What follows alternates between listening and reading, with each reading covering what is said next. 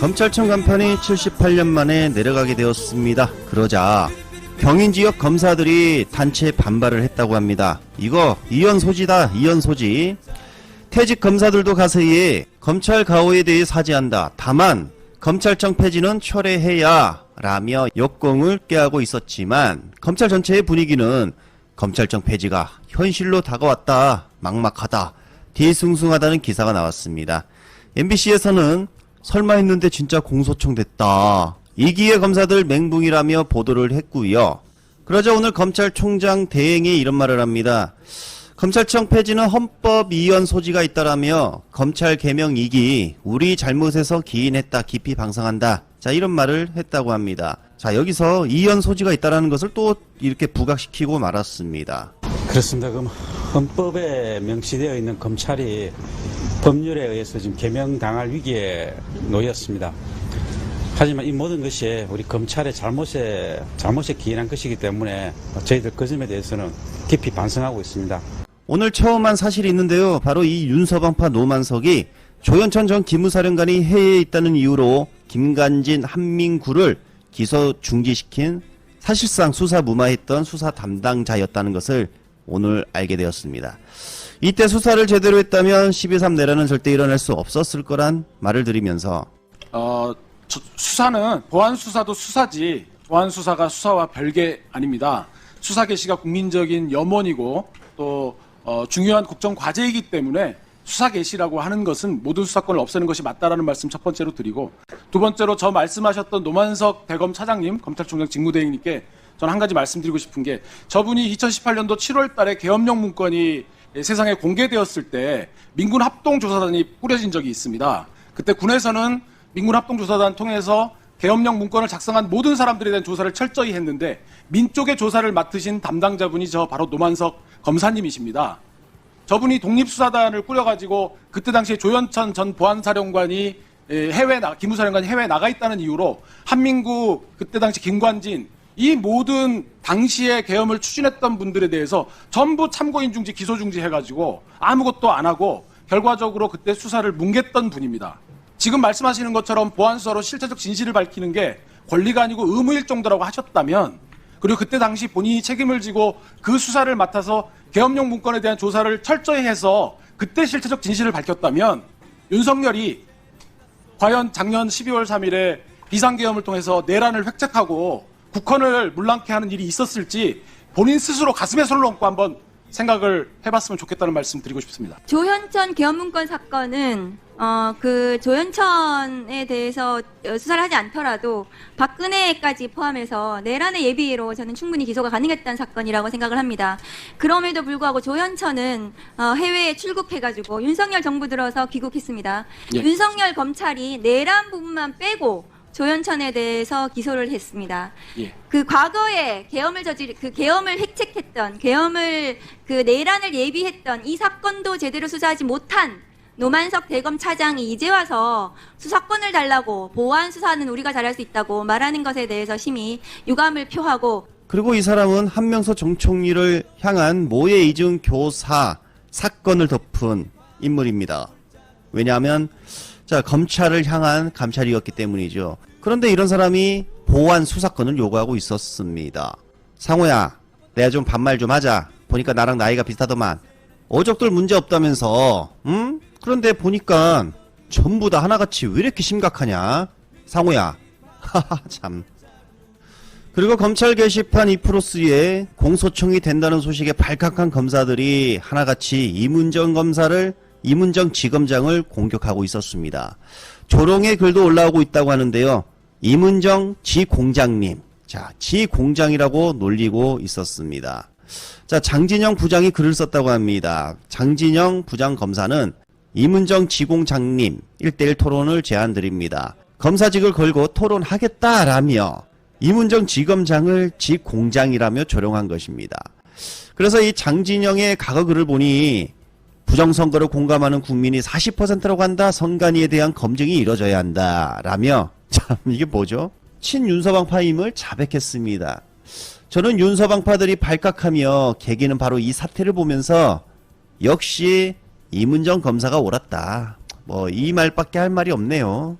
논란의 중심이었던 정성호가 결국 꼬리를 또 내리며 검찰청 폐지 충실히 이행되도록 협조할 것이라고 말을 했다고 합니다. 저는 이분이 토론이 부족하다, 좀 더 해야 된다 이렇게 좀 반발을 하지 않을까 했는데 아니었습니다. 바로 그 당정협의의 결과를 수긍했다.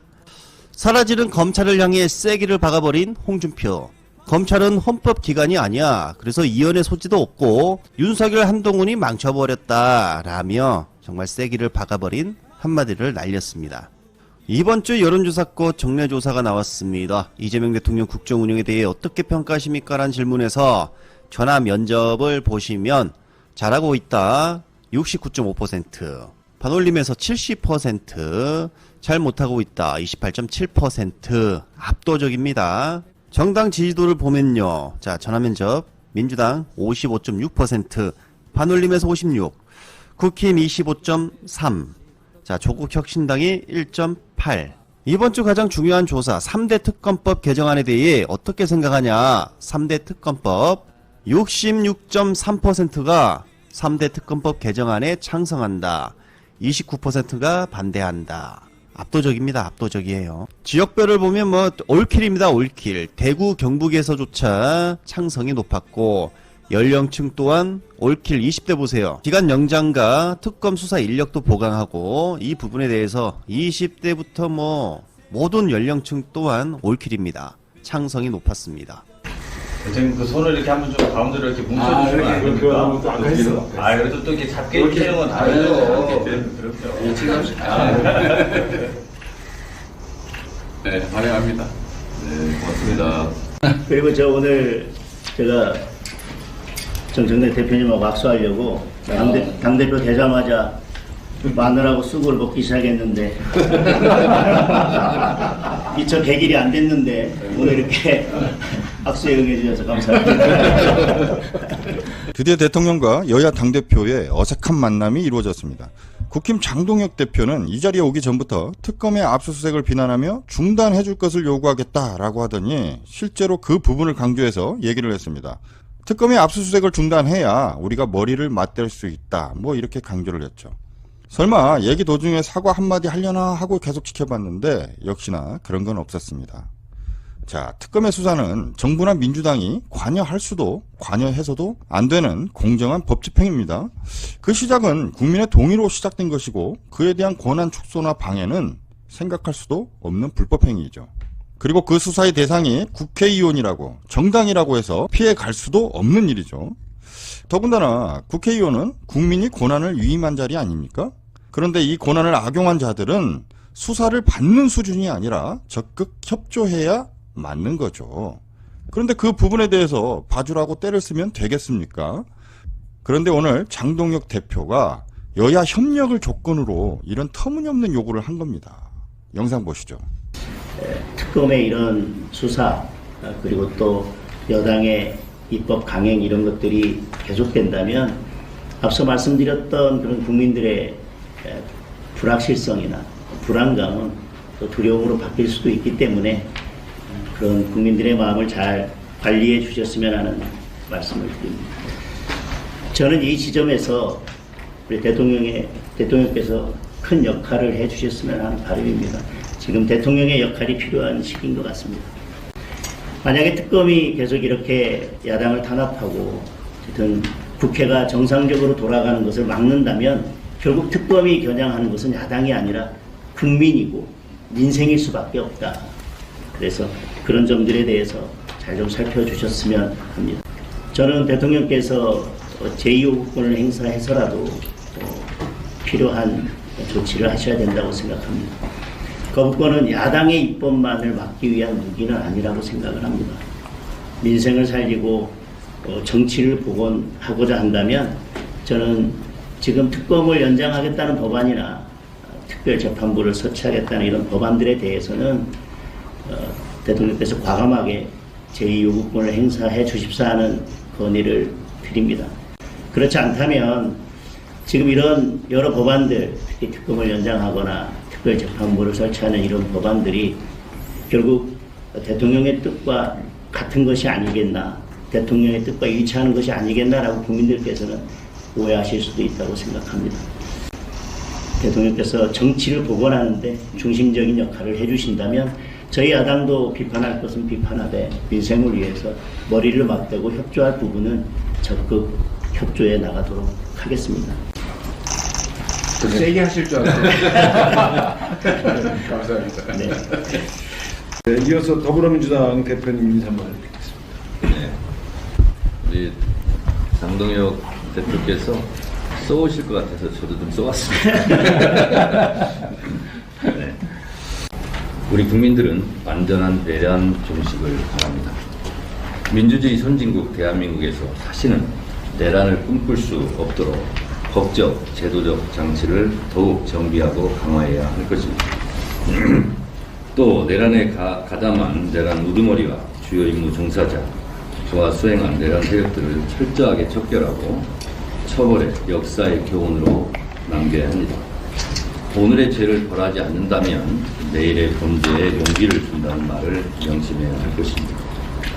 프랑스 공화국이 관용으로 건설되지 않았듯이 대한민국도 적어도 내란과 위안에 대해서는 무관용의 원칙으로 지켜야 합니다. 우리 제도권 정당은 이런 내란 종식의 여야가 따로 있을 수 없다고 생각합니다. 오늘 여야가 만난 만큼 비상계엄에 대해 책임 있는 세력들은 국민들께 진정 어린 사과를 하고 내란 종식에 서로 협력했으면 좋겠습니다. 장동혁 대표님 말씀에 제가 공감 가는 게 꽤 많아요. 대통령의 역할이 돼요. 제가 자주 말씀드린 것처럼 대통령은 국민을 통합하는 게 가장 큰 책무죠. 제가 그냥 듣기적으로 하고 드리는 말씀이 아니라 실제로 그렇게 하고 싶습니다. 근데 좀 어려운 게 또 현실이기도 하고. 제가 이번 정상회담을 준비하고 또 실제로 치르면서 그 생각이 정말 많이 들었어요. 우리가 다투되 경쟁은 하되 우리 국민 또는 국가 모두의 이익에 관한 것들은 한 목소리를 낼 수 있으면 참 좋겠다. 그런 생각이 아주 현실적으로 들었습니다. 앞으로도 그렇지만 우리 국민들이 하나의 목소리로 우리 전체 대한민국의 국기, 우리 국민들의 독립 증진을 위한 그런 것들을 함께 힘을 모으면 참으로 좋겠다. 그게 대외 협상에 크게 도움이 될 것 같더라고요. 장동혁의 특검의 야당 수사를 막아달라는 부탁에도 정청래 대표는 완전한 내란 종식을 위해 무관용 원칙을 거론했습니다. 그리고 둘 사이에서 이재명 대통령은 저희가 국정 운영을 한 두어 달 해보니까 국익을 위해 온 국민이 힘을 모아야 대회에 나가서 협상을 할 때 큰 도움이 되더라. 이런 통합의 메시지를 냈죠. 이건 국힘을 잘 봐주자는 게 아니라 빨리 이 혼란의 시기를 국민 모두 통합해서 지나가자, 통과하자, 이런 뜻이죠. 자, 특검의 수사는 누구도 방해해서는 안 되는 일입니다. 더군다나 공적인 책무를 가지고 있는 국회의원과 정당은 방해가 아니라 적극 협조하는 게 국민에 충성하는 일입니다. 그래서 국힘 장동혁 대표의 야당 압수수색 수사 무마 요구는 말이 되지 않는 거죠. 번짓으로 완전히 잘못 찾은 겁니다. 그리고 이제 와서 국민들 앞에 석고대죄를 한다고 해서 특검을 멈추어 세울 수도 없는 일입니다. 자, 오늘 이 대통령이 국힘의 협조, 여야 통합을 강조했는데 얘네들이 방해만 하지 않아도 딴지만 걸지 않아도 그게 협조해 주는 거다. 뭐 이런 생각이 듭니다. 그만큼 국힘에게 국민이 거는 기대는 더 이상 아무것도 없다.